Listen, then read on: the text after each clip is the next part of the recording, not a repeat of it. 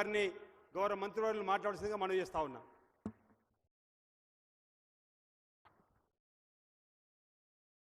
గౌరవనీయులు సభాధ్యక్షులు మిత్రులు ఆది గారు,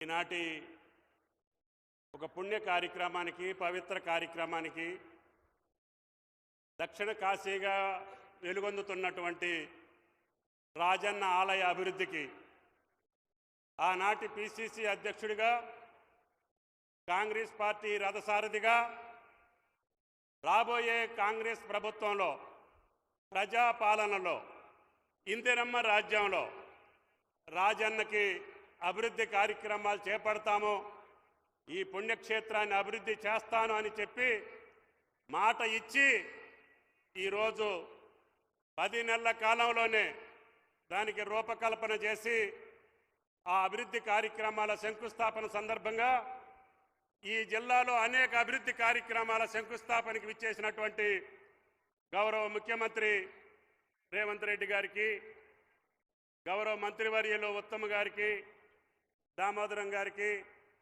అదేవిధంగా శ్రీధర్ బాబు గారికి, పొన్నం గారికి, పొంగులేటి గారికి, ప్రియమైన పెద్దలు జీవన్ రెడ్డి గారికి, గౌరవనీయులు రాష్ట్ర పిసిసి అధ్యక్షులు, శాసన మండలి సభ్యులు మహేష్ కుమార్ గౌడ్ గారికి, వేదికను అలంకించినటువంటి నా తోటి శాసనసభ్యులు, అదేవిధంగా ప్రజాప్రతినిధులు, ఈ ప్రాంత ప్రజానీకానికి ధన్యవాదాలు తెలియజేస్తా, ఈరోజు సిరిసిల్ల, వేములవాడ అనేక సంవత్సరాలుగా నేతన్నల యొక్క జీవితాలతోటి ఆటలాడుకున్నటువంటి రాజకీయ పార్టీలు, ప్రభుత్వాలు కేవలం మాటలతోటే ఆడని పురికొల్పి, ఆడని భావోద్వేగానికి గురి చేసి, వాళ్ళ జీవితాలని భగ్నం చేసి ఆత్మహత్యలకి పురికొల్పేటటువంటి మాటలు తప్ప ఎప్పుడు ఏ ప్రభుత్వాలు కూడా వాళ్ళకి చేయూతనిచ్చినటువంటి అవకాశాలు తక్కువ. కేవలం పథకాలు రూపొందించారు, మాటలతోటి కాలం వెలబుచ్చారు.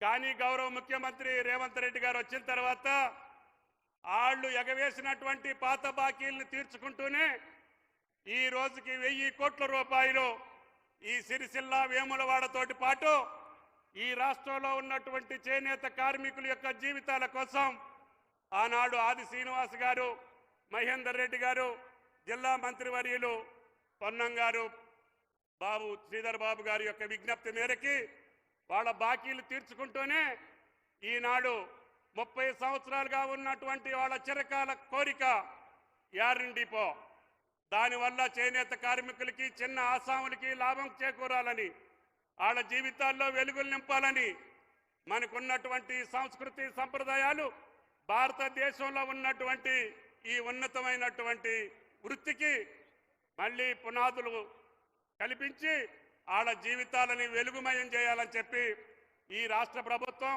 రేవంత్ రెడ్డి గారి ప్రభుత్వం సంకల్పించి పాత బాకీలన్నీ తీర్చాం. నేతన్న చేయూతనిస్తున్నాం, నేతన్న బీమానిస్తున్నాం, పావలా వడ్డీ ఇస్తున్నాం. ప్రభుత్వంలో ఉన్నటువంటి అన్ని శాఖలకి ఆదేశాలు ఇచ్చాం.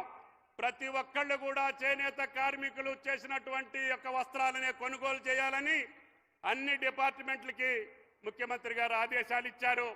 తద్వారా 360 రోజులు చేనేత బిడ్డలకి పని కల్పించేటటువంటి సంకల్పం ఈ రాష్ట్ర ప్రభుత్వం తీసుకున్నది అని చెప్పి మీకు ఈ సందర్భంగా మనం చేస్తున్నాం.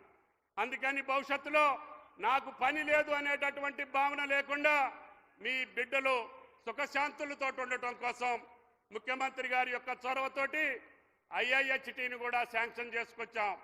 ఈనాడు చేనేత వృత్తి మీద మక్కువ ఉన్నటువంటి ప్రతి బిడ్డ ఆ యొక్క ఇన్స్టిట్యూషన్లో ట్రైనింగ్ పొందితే తప్పకుండా ఇన్స్టిట్యూషన్ నుంచి ఉద్యోగానికే పోయేటటువంటి సంకల్పానికి ఈరోజు స్కిల్ యూనివర్సిటీలోనే దాన్ని స్థాపించాలని పూజ్యులు ఆ రోజున ముఖ్యమంత్రి గారు దాన్ని శంకుస్థాపన ప్రారంభోత్సవం కూడా చేసుకున్నాం.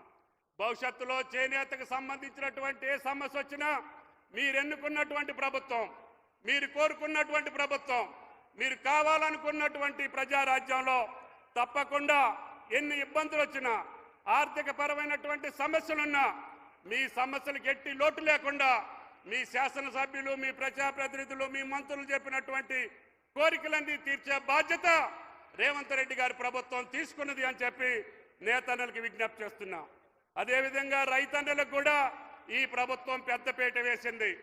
ఏనాడు లేనటువంటి విధంగా సుమారు 70 లక్షల మంది రైతులు పండించేటటువంటి పంటకి ఈనాడు ఆ రాజన్న దయ వల్ల, భగవంతుడి దయ వల్ల భారతదేశంలో అత్యధికమైనటువంటి వరి పంట దిగుబడి ఇచ్చినటువంటి ఏకైక రాష్ట్రం తెలంగాణ రాష్ట్రం అని చెప్పి మీకు ఈ సందర్భంగా మనం చేస్తున్నాం.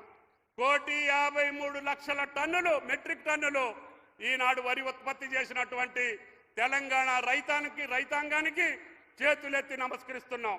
వారి కష్టానికి తగ్గట్టుగా 30,000 కోట్ల రూపాయలు రుణమాఫీ చేస్తామని మాటిచ్చాం. 18,000 కోట్లు ఇప్పటికే వారి ఖాతాలో జమ చేశాం. మిగతాది జమ చేయడానికి ప్రభుత్వం సిద్ధంగా ఉన్నది. త్వరలోనే దానికి సంబంధించినటువంటి తారీఖులు కూడా మీకు ప్రకటిస్తామని చెప్పి కూడా విజ్ఞప్తి చేస్తున్నా. అంతేకాకుండా ఈ దేశంలో, ప్రపంచంలో డిమాండ్ ఉన్నటువంటి సన్నధాన్యాన్ని పండించాలని చెప్పి ముఖ్యమంత్రి గారు ఇచ్చినటువంటి పిలుపు మేరకి ఈనాడు సన్నధాన్యం 60% సన్నధాన్యం పెంచారు. గతంలో 20% పండించేటటువంటి రైతులు 500 బోనస్ వస్తుందని చెప్పి దాన్ని మనం పండించడం మూలాన ఈరోజు ఇతర రాష్ట్రాలు, ఇతర దేశాలు కూడా తెలంగాణ బియ్యం కోసం ఎగబడుతున్నారంటే అది కాంగ్రెస్ ప్రభుత్వం యొక్క కృషి, రేవంత్ రెడ్డి గారి యొక్క సంకల్పం, ప్రజారాజ్యం యొక్క విధి అని చెప్పి మీకు ఈ సందర్భంగా మనం చేస్తున్నాం. కాబట్టి తప్పకుండా రాజకీయ పార్టీలు, పాలించి ఓడించినటువంటి పార్టీలు కొన్ని చెప్తున్నాయి, అధికారంలోకి రావాలనుకున్నటువంటి పార్టీలు కొన్ని అబద్ధాలు చెప్పడానికి ప్రయత్నం చేస్తున్నాయి. ఏది చెప్పినా స్థిర సంకల్పంతో ఉన్నటువంటి కాంగ్రెస్ పార్టీ ప్రభుత్వం తప్పకుండా నేతన్నలకి, రైతన్నలకి న్యాయం చేయటం కోసమే ఈ ప్రభుత్వంలో మేము పనిచేస్తాం తప్ప తల దించే పని రాదు అని చెప్పి మీకు ఈ సందర్భంగా మనం చేస్తున్నా.